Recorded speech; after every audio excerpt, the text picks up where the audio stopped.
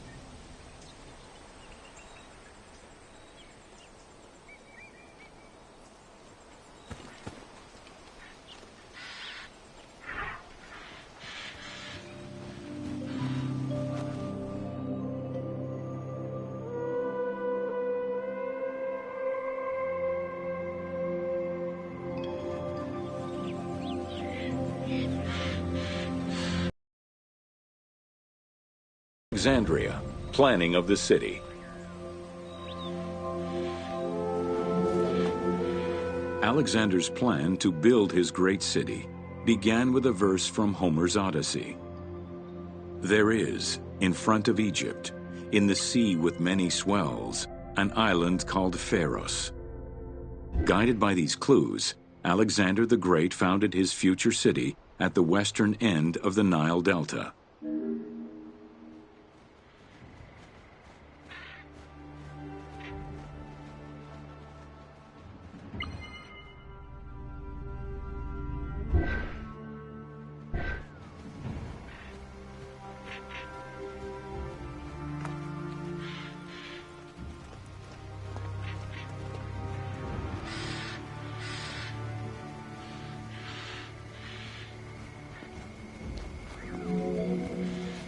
Though Alexander considered this location too difficult to access during storms, the surrounding swamps threatened disease, and the limestone soil prevented the growth of healthy crops. However, due to the influence of his mentor Aristotle, Alexander the Great recognized that the true value was its strategic emplacement. Alexander knew that in controlling Pelusium to the east, Memphis to the south, and his crowning glory Alexandria to the west, he would create a triangular stronghold, allowing him to control the entire delta while giving him access to the Mediterranean.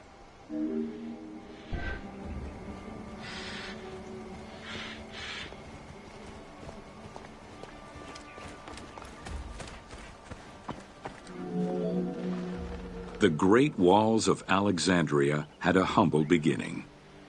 Lacking chalk to outline the future city's foundations, architects were forced to use flour instead.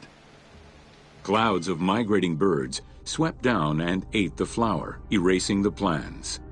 This prompted Alexander to seek guidance from the oracles, who reassured him that his future city was destined to feed a large population.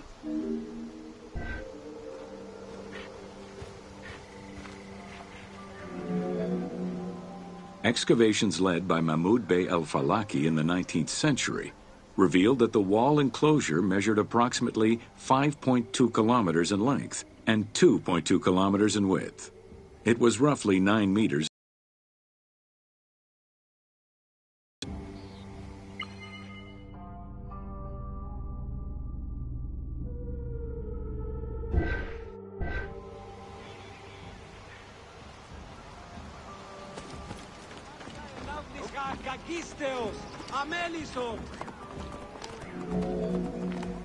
These formidable ancient walls would resist a number of attacks, including fending off the king of Syria in 169 BCE.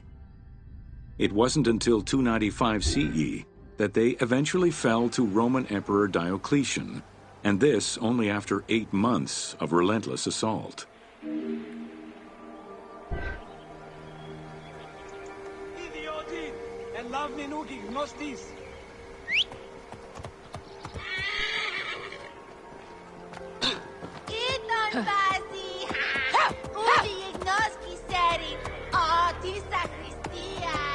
Whoa.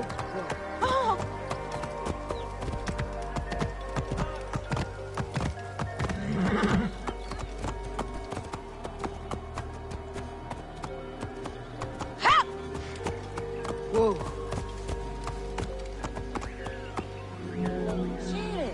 Alexandria's principal architect, Dinocrates, chose a Hippodamian grid plan. The grid maximized functionality, with wide, straight roads and canals running beneath them. Alexander recognized the military value of the city's design. The wide, parallel streets gave him optimal surveillance of the city, while allowing the unobstructed flow of troops.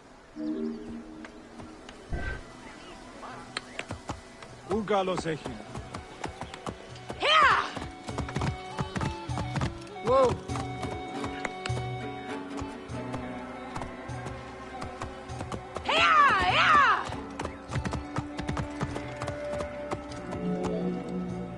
A central corridor ran from the Mediterranean's north port down to Lake Mareotis to the south. This thoroughfare acted as an unobstructed link for commercial trade and travel between the two ports. Many of the streets were bordered with grand buildings and parks, including Canopic Street, with its impressive gate bordering the eastern end.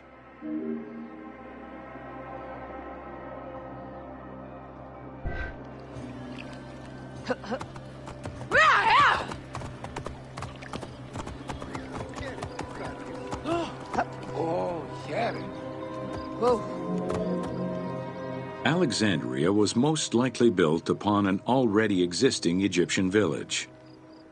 Upon its completion, the Egyptians reviled the city, refusing to call it by its founder's name. Instead, they called it Raked, the building, as a mark of disdain, which was later Hellenized into Rakotis.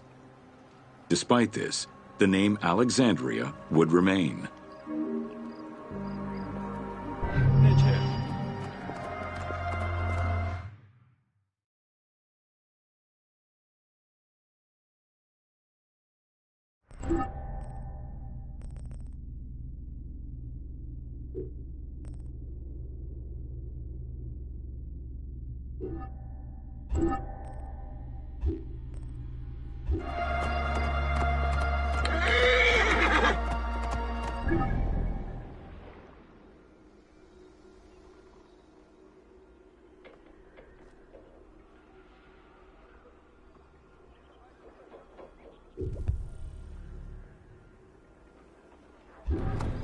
Ευδαιμονή Σωτάν.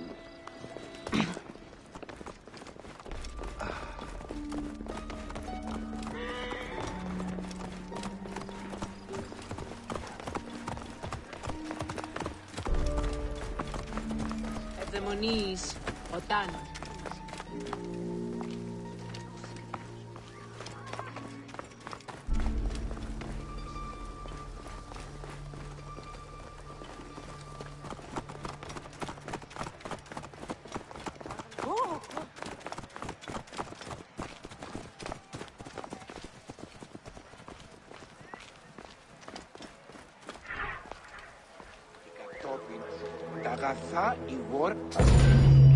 Welcome to the Moseion of Alexandria.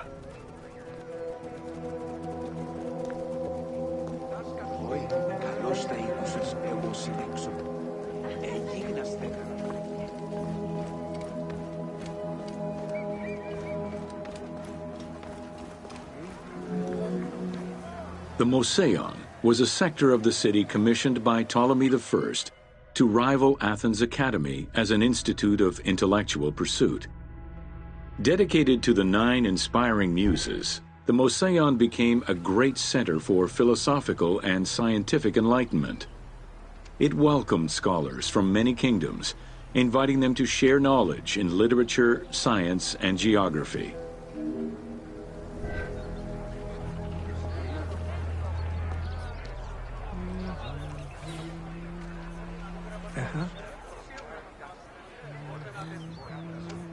Προς την τα πάντα του.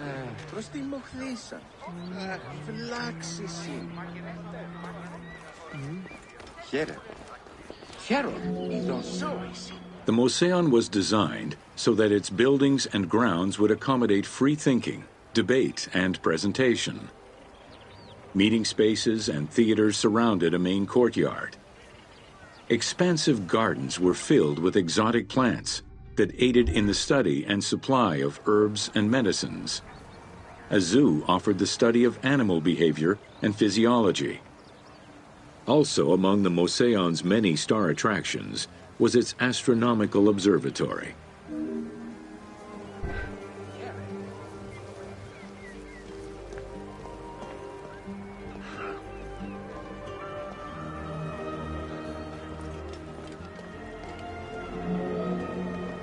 Herophilus was a physician who lived most of his life in Alexandria.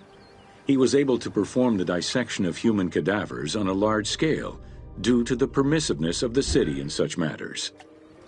Among many other discoveries, he learned that the brain was central to the human nervous system. He also extensively mapped the blood system and measured the pulse with the aid of a water clock.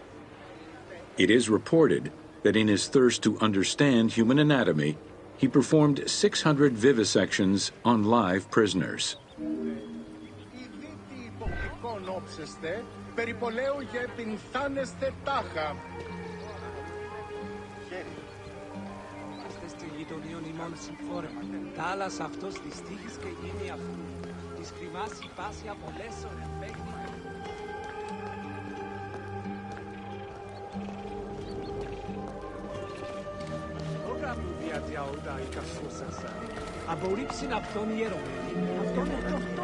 In order to be free to pursue their research, scholars were fed and housed at the Moseon at the government's expense.